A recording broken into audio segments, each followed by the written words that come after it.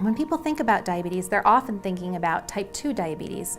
Now, type 1, while there are genetic risk factors, most people who come in with a child with a new diagnosis do not have a single family relative with type 1 diabetes.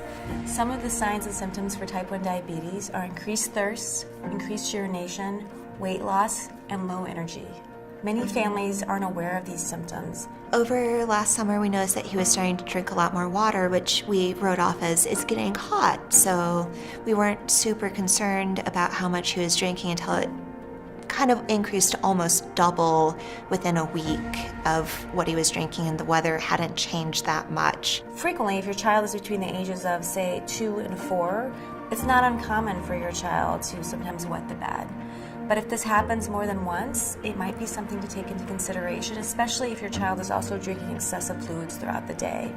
And if your child starts to lose weight unexpectedly, that's another thing to really keep an eye on, as well as low energy and being lethargic. One thing that people will say is, my child can't have diabetes. He plays soccer. He's so fit. And in fact, there's nothing about being fit and healthy in terms of exercise that makes you at less risk of type 1.